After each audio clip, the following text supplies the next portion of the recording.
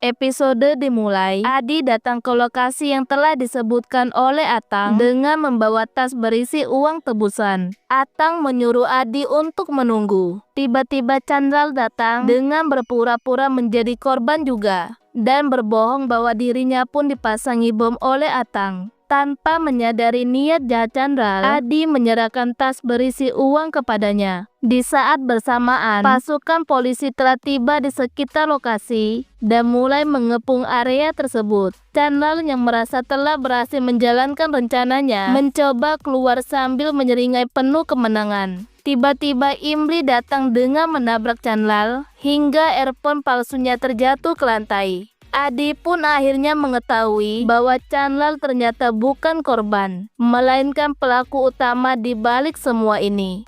Dengan wajah tanpa rasa bersalah, Chandral mengakui bahwa ia adalah Atang yang sebenarnya, dan mencemooh Adi yang tidak mampu membedakan antara kebenaran dan kebohongan. Ketegangan semakin meningkat saat Atang menekan tombol remote, dan Adi langsung menunjukkan rasa kesakitan karena bom earphone diaktifkan. Melihat Adi dalam bahaya, Imli segera bertindak. Dengan gerakan cepat, Imli melempar tas uang ke arah Atang dan membuat Atang kehilangan kendali atas remote. Imli berlari ke arah remote untuk menyelamatkan Adi, tetapi Atang melukai tangan Imli. Tiba-tiba Aryan masuk ke lokasi bersama pasukan polisi. Dengan suara keras, Aryan memperingatkan Atang bahwa pelariannya telah berakhir. Atang pun menolak untuk menyerah. Imli kembali melemparkan tas uang untuk mengalihkan perhatian Atang dan memerintahkan Atang untuk menjinakkan bom di telinga Adi, atau ia akan mengakhiri hidupnya saat itu juga. Dengan terdesak, Atang akhirnya menuruti perintah tersebut. Setelah bom berhasil dijinakkan, Adi segera melepaskan earphone tersebut. Ketika situasi tampak membaik, Atang berusaha mengambil senjata kembali. Tetapi Aryan bertindak cepat melumpuhkan Atang dengan satu tendangan kuat. Aryan pun mengambil senjata tersebut dan mengenang kematian saudaranya. Aryan bergegas mengarahkannya ke arah Adi. Imli merasa panik dan langsung melindungi Adi dengan tubuhnya. Tiba-tiba tembakan itu mengenai Atang yang kemudian jatuh ke tanah. Dalam kondisi sekarat, Atang berhasil mengambil remote dengan menekannya. Aryan segera meminta Adi untuk melarikan diri. Detik demi detik terasa sangat lambat saat Atang mulai menghitung mundur ledakan. Imli berusaha mengejar Adi untuk melindunginya, tetapi Arya menahan Imli demi keselamatannya sendiri. Dalam hitungan terakhir, bom meledak dengan keras. Imli berteriak memanggil Adi dengan suara yang penuh kepedihan. Ledakan kedua menyusul tidak lama setelahnya dan menghantam bagian belakang lokasi dan menyebabkan Imri serta Aryan terlempar. Di sisi lain, Nisa menerima telepon yang membuat tubuhnya terduduk dengan wajah pucat. Seluruh keluarga Tripati bergegas menghampiri Nisan diliputi kecemasan. Narmada mengangkat teleponnya dengan tangan gemetar dan begitu mendengar kabar di ujung tubuhnya langsung lemas. Nisan segera berlari menuju televisi dan layar televisi menampilkan siaran berita darurat.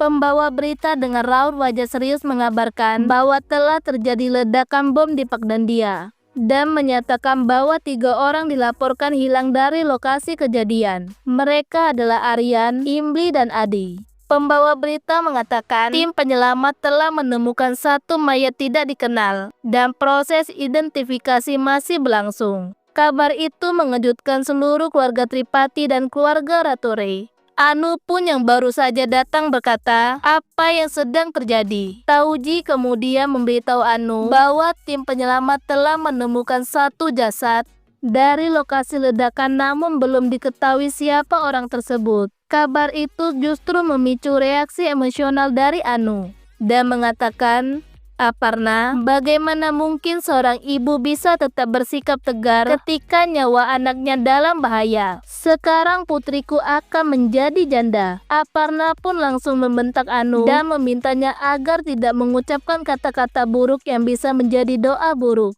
Anu berkata, apakah jasad itu adalah pelayan Imli? Aparna mengatakan, Imli bukan pelayan, tapi ia adalah putriku sendiri, dan aku tidak akan membiarkan siapapun merendahkan anak-anakku. Di sisi lain, tim penyelamat berhasil menemukan Imli yang dalam kondisi terluka parah. Tetapi di tengah perjalanan, Imli melihat salah satu kantung jenazah yang terbuka, dan melihat tubuh Atang yang sudah tidak bernyawa. Sementara seorang inspektur menjelaskan kepada tim medis bahwa ada 4 orang yang berada di lokasi ledakan, namun hanya 3 orang yang ditemukan, dan 1 orang diyakini tewas dalam ledakan hingga tidak bisa dikenali.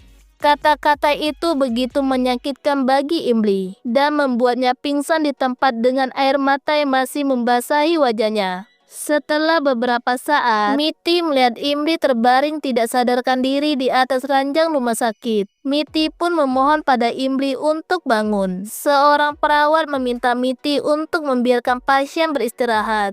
Tiba-tiba Imli membuka matanya dengan menggenggam tangan Miti. Imli berkata, "Bu, di mana Adi?" Perawat mengatakan, "Masih ada 1 orang yang belum ditemukan." Imli mengatakan, "Siapa namanya?" Perawat berkata, "Kami belum bisa memberikan informasi mengenai nama pasien yang sedang dirawat. Begitu pula dengan identitas orang yang belum ditemukan."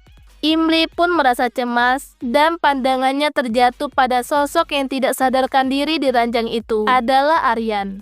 Imli menyadari bahwa Adi belum juga ditemukan dan bisa saja menjadi korban dalam ledakan tersebut. Perawat mencoba menenangkan Imli dan menyarankan agar ia tetap beristirahat.